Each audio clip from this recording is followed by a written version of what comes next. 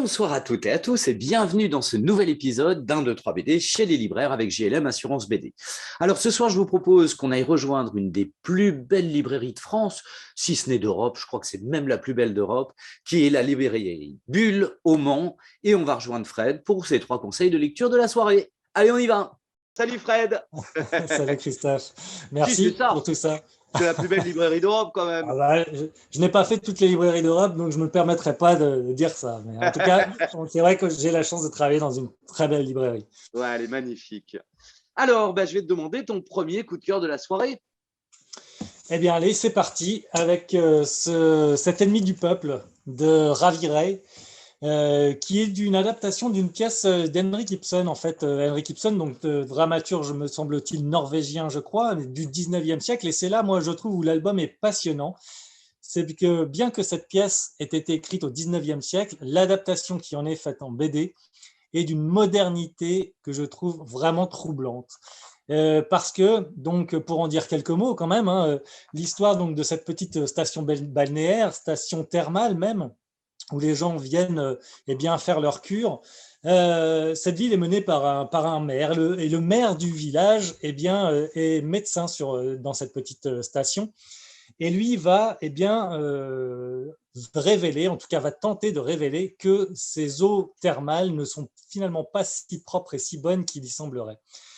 Et c'est là justement où toute la modernité de l'ouvrage prend sens, parce que ce médecin va donc tenter de jouer un vrai rôle de lanceur d'alerte, le lanceur d'alerte que l'on connaît aujourd'hui, bien sûr.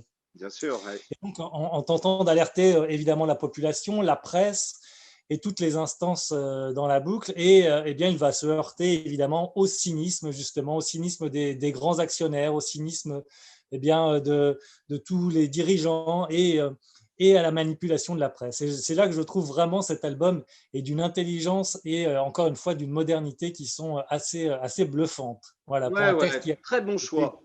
Très bon choix. Ouais, Je suis bien d'accord avec et puis toi. graphiquement, franchement, en plus, vraiment, toutes ces couleurs très flashy, très Mm. pop qui rajoutent. Alors là, encore une fois, je trouve quelque chose de très moderne à cet album. Très bien. Allez, Voilà. deuxième coup de cœur, on enchaîne. Allez, on change d'atmosphère cette fois avec quelque chose de beaucoup plus glaçant. Le Headgain paru chez Delcourt, le Headgain donc de évidemment Eric Powell et Harold Schechter, qui retrace qui retrace non la vie d'un personnage qui a réellement existé, cette fois un tueur en série, l'un des premiers tueurs en série de l'époque moderne, et qui, alors c'est marqué en gros hein, sur le bandeau, on ne peut pas le louper, mais qui aurait inspiré donc Psychose d'Alfred Hitchcock, Massacre à la tronçonneuse, et rien que ça, Le silence des agneaux également. Ça fait un beau palmarès Ça fait quand déjà même un beau palmarès, ouais. pour un seul et même personnage.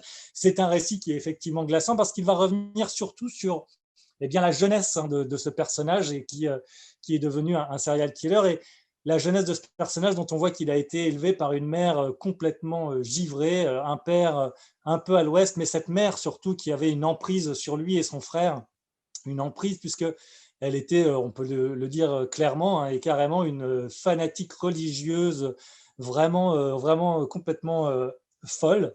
Et bien tout ça aura laissé de nombreuses traces sur ce jeune Ed Gein qui va effectivement bien, devenir un personnage totalement terrifiant et qui aura vraiment marqué. Hein, c'est pour ça il a inspiré autant de films qui sont restés très célèbres, Bien sûr. mais qui a ce personnage marqué totalement la psyché aussi américaine. C'est devenu vraiment bien, le stéréotype vraiment et l'archétype même du tueur en série. C'est voilà, pour le dessin, Eric Powell, on le connaît puisque c'est l'auteur de The Goon, qui pour les auteurs de comics, là aussi quelque chose d'assez important et vraiment marquant, une super série au passage. Et bien, il s'est totalement vraiment plongé dans ce personnage qui nous glace le sang à chaque page. Voilà, c'est un magnifique récit, bien que très difficile, bien sûr, âme sensible s'abstenir, évidemment. Alors, un lanceur d'alerte, un tueur en série, mais qu'est-ce que tu nous as trouvé pour le troisième? Allez, on change à nouveau d'atmosphère, cette fois, avec La Terre, le ciel, les corbeaux, paru chez Glénat, de Teresa Radice et Stefano Turconi. qu'on a vraiment beaucoup, beaucoup aimé. Teresa Radice et Stefano Turconi, qui sont aussi accessoirement les auteurs du magnifique Port des Marins Perdus, bien sûr, et qui reviennent cette fois avec un ouvrage assez historique, mais aussi très littéraire puisque des personnages de cet ouvrage qui vont tenter de s'échapper d'une base militaire russe. Nous sommes en 1943, dans l'hiver russe le plus rude, et enfin à la fin de l'hiver à la fin de l'hiver russe, pardon, et donc un soldat allemand, un soldat italien qui vont tenter de s'échapper de cette base militaire, aidé bien malgré lui par un soldat russe d'ailleurs, hein, qui vont carrément presque kidnapper pour pouvoir s'échapper. Et les voilà partis à travers la grande steppe russe. Et c'est passionnant parce que ces trois personnages qui se détestent réellement cordialement, hein, ils n'appartiennent pas du tout au même front et au même groupe, évidemment, et ils vont devoir apprendre à tenter en tout cas d'être ensemble, de travailler ensemble pour pouvoir sauver leur peau, donc de sympathiser en quelque sorte.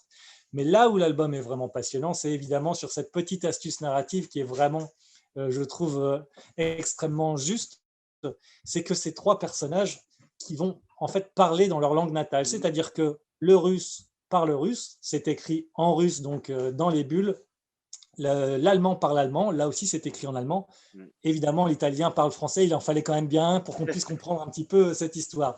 Mais c'est vraiment une astuce narrative qui marche très bien parce que ça nous permet de nous mettre à la place de chacun de ces personnages qui, là aussi, ne se comprenaient pas. Et d'ailleurs, c'est dit dans une citation de Tolstoï à un moment qui fait totalement écho à ce livre. Ils ne se comprenaient pas et d'ailleurs n'avaient absolument aucune envie de se comprendre. Donc voilà, c'est voilà, un superbe ouvrage que l'on a énormément aimé et beaucoup défendu à la librairie parce que vraiment c'est voilà, graphiquement là aussi, tout en couleur directe, en aquarelle directe, Ouais, c'est très beau. les planches de Stefano sont merveilleuses, ouais, complètement. Fred, merci pour ces 3 bons conseils. Ben, j'invite mes téléspectatrices et téléspectateurs à se précipiter à Bulle pour venir découvrir ces 3 conseils de lecture. Merci Christophe. Ben, je te remercie beaucoup. Vous pouvez retrouver 1, 2, 3 BD sur tous les réseaux. Et puis, c'est le jeudi à 18h30 que ça paraît. Et puis, la prochaine fois, je viens faire un tour. Je viens me promener à Bulle parce que j'adore ça quand je suis à Bulle. Avec plaisir. Fred, merci et à bientôt. Merci à toi. Salut. À bientôt.